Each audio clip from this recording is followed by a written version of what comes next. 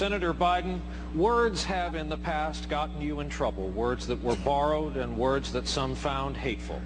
An editorial in the Los Angeles Times said, in addition to his uncontrolled verbosity, Biden is a gaffe machine.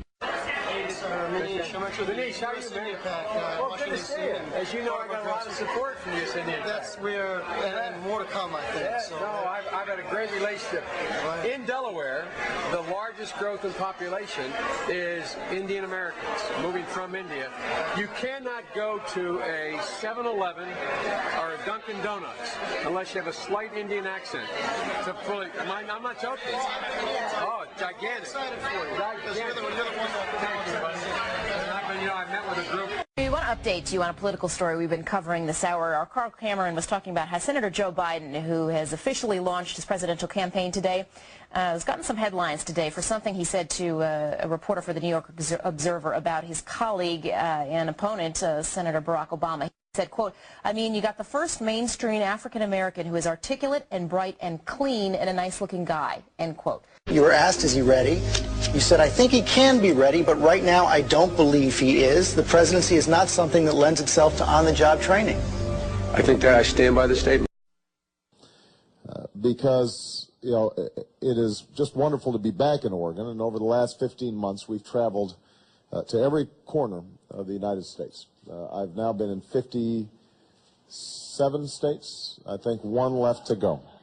Alaska and Hawaii I was not allowed to go to, even though I really wanted to visit, but my staff would not justify it. Everybody knows that it makes no sense that you send a kid to the emergency room for a treatable illness like asthma.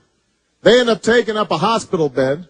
It costs, you gave them treatment early, and they got some treatment and a breathalyzer or an inhalator. Not a breathalyzer. I haven't had much sleep in the last 48 hours, so. Everybody's watching what's going on in Beijing right now in the Olympics. Think about the amount of money that China has spent on infrastructure. Their ports, their train systems, their airports are all vastly superior to us now, which means if you're a corporation deciding where to do business, you're starting to think Beijing looks like a pretty good option. Why aren't we doing the same thing? What they'll say is, well, it costs too much money. But you know what?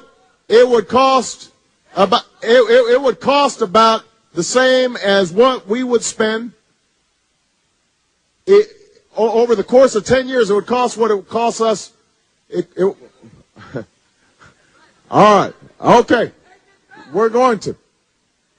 It would cost us about the same as it would cost for about, hold on one second, I can't hear myself. But I'm glad you're fired up, though. I'm glad. And for the rest of the day, even after we left Mitchell, even after we left Greenwood, we're in Mitchell now. I had a uncle who was one of the, who was part of the first American troops to go into Auschwitz and liberate the concentration camps. And the story in our family is that when he came home, he just went up into the attic, and he didn't leave the house for 6 months.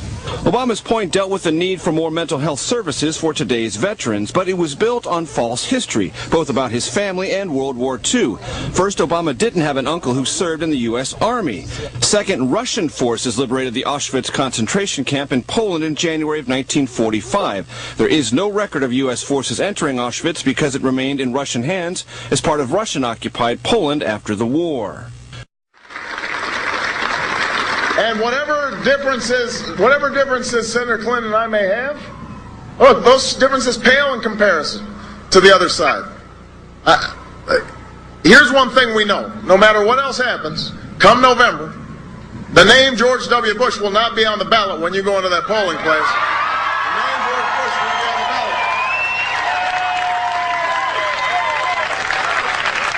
ballot. But George Bush's policies will be on the ballot.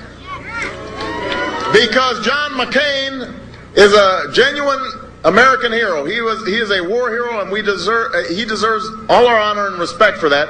But he is running for George Bush's 4th term. He is running to continue George Bush's policies.